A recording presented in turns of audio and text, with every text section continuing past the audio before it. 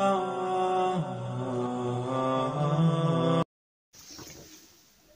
اللہ الرحمن الرحیم۔ اللہم صلی علی محمد وعلی آل محمد وبارک وسلم۔ برادران اسلام، السلام علیکم ورحمۃ اللہ وبرکاتہ۔ آج کی اس ویڈیو میں ہم امامی عالی مقام کے قاتلین کے بھیانک انجام کا تذکرہ کریں گے۔ ویڈیو کو مکمل دیکھیے گا۔ ناظرین اکرام، امامی عالی مقام امام حسین علیہ السلام کو خط لکھ کر منگوانے والوں میں ایک شخص مختار ثقفی تھا۔ یہ شخص انتہائی چلاک اور مکار آدمی تھا اور ابن سبا یہودی کے خاص چیلوں میں سے تھا۔ چند ایک مخصوص میٹنگوں کے بعد اس نے کچھ لوگوں کو ہم خیال بنا لیا اور پھر ایک نعرہ مقرر کیا کہ ہم خون حسین کا انتقام لیں گے۔ اس نے لوگوں کو ایک تحریر دکھائی جو محمد بن حنفیہ برادر امام حسین علیہ السلام کے نام سے تھی کہ ہم تجھے اس امر کی اجازت دیتے ہیں کہ انتقام حسین لیا جائے۔ جناب محمد بن حنفیہ کو جب اس تحریر کی اطلاع ملی تو آپ نے فرمایا، اگرچہ ہم نے ایسی کوئی تحریر نہیں بھیجی تو ہم اس کام کو درست سمجھتے ہیں۔ اگر کوئی نواسائی رسول کا انتقام لیتا ہے تو ہمیں کیا اعتراض ہے؟ مختصر یہ کہ مختار ثقفی کی تحریک چلتی رہی اور زور پکڑتی گئی۔ کوفہ کے لوگ اب اپنی غلطی پر پچھتا رہے تھے اور تلافی کے طور پر اس تحریک کو مضبوط کرتے گئے۔ بلاخر ابن زیاد کی حکومت کا تختہ الٹ دیا گیا اور قاتلوں نے ہی قاتلوں سے انتقام لینا شروع کر دیا اور خدا کے اس حکم کی عملی تفسیر بن کر سامنے آ گئی جو قوم موسیٰ کو بچڑا پوجنے کی سزا پر ہوا تھا۔ ارشاد باری تعالیٰ، موسیٰ نے اپنی قوم سے فرمایا، اے میری قوم، تم نے بچڑا بنا کر اپنی جانوں پر ظلم کیا تو اپنے پیدا کرنے والے کی طرف رجوع لاؤ تو آپس میں ایک دوسرے کو قتل کرو۔ بہرحال مختار ثقفی کا عہد آ چکا اور نامور قاتلان حسین ابن علی کا انتقام شروع ہو چکا۔ شمر ملعون کا انجام۔ شمر کو جب گرفتار کر کے مختار کے سامنے لایا گیا تو مختار کی آنکھیں غصے سے سرخ ہو گئیں۔ غضبناک ہو کر کھڑا ہو گیا اور شمر سے کہا، جس ہاتھ سے گردن حسین پر خنجر پھیرا تھا وہ اٹھا۔ شمر نے رو کر کہا، میں پیاسا ہوں، پہلے تھوڑا سا پانی پلا دو۔ مختار نے کہا، بدبخت، تو نے اہل بیت مصطفیٰ پر پانی بند کیا تھا اور اب پانی مانگتا ہے؟ پھر پہلے نیزے مار مار کر اس کا بند زخمی کیا اور پھر قتل کر کے لاش کتوں کے آگے پھینکوا دی۔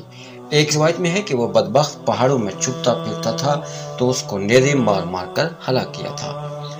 حرملہ کا انجام۔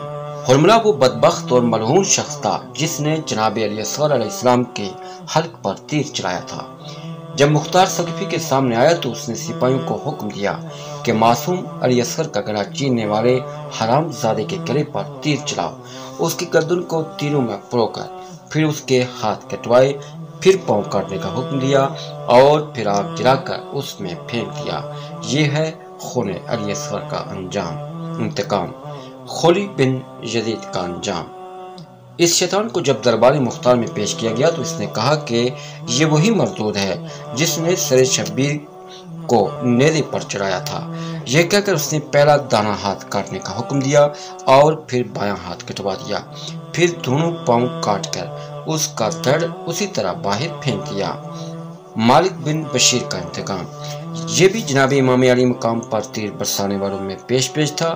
اس کے ہاتھ پاؤں کاٹ کر چھوڑ دیا اور اسی طرح تڑپتا ہوا واصل جہنم ہو گیا۔ سنان بن انس۔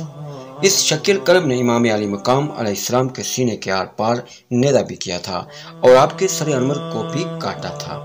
یہ فوج کے آگے آگے بھاگتا اور پناہ گاہیں تلاش کرتا پھرتا اور مختار کی فوج اس کے پیچھے چڑھی ہوئی تھی۔ یہ پہلے بصرہ گیا، وہاں سے قادسیہ اور پھر قادسیہ اور غدیب الحجاباد کے درمیان گرفتار کر لیا گیا۔ اس کی پہلے انگلیاں کاٹی گئیں، پھر ہاتھ کٹے اور پھر پاؤں کی انگلیاں کاٹی گئیں اور پھر پاؤں کاٹے گئے، پھر اس کے کان چیر دیے گئے، پھر خنجر پھیر کر آنکھیں نکالی گئیں اور روغن زیتون کی دیگ چڑھا کر اس میں زندہ ڈال دیا گیا۔ حکم بن طفیل کا انجام۔ اس ملعون نے حضرت امام حسین کا لباس اتارا تھا اور جناب عباس علمدار علیہ السلام پر ان کے بعد کرم ہونے کے بعد تیر چلایا تھا۔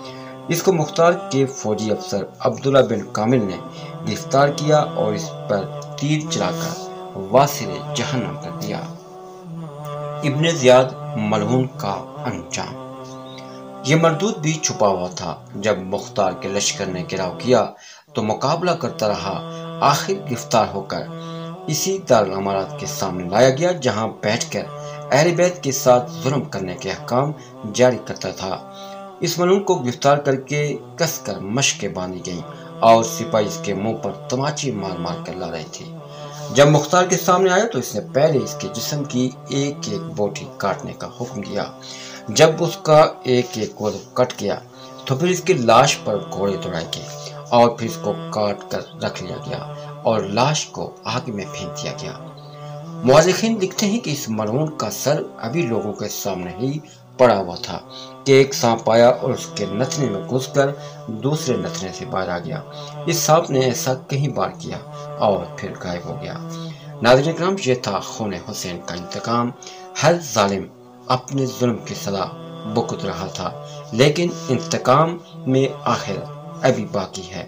جس روز ابن زیاد کو اپنی کرتوتوں کا بدلہ دینا پڑا، اس روز بھی یوم عاشور تھا۔ یہ 10 محرم 66 ہجری کا واقعہ ہے۔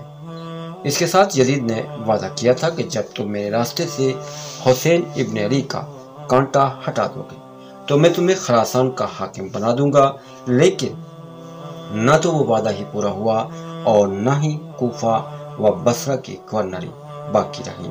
بلاخر کتوں کی موت مرا اور قیامت ابھی باقی ہے۔ درس عبرت ہے اہل نظر کے لیے۔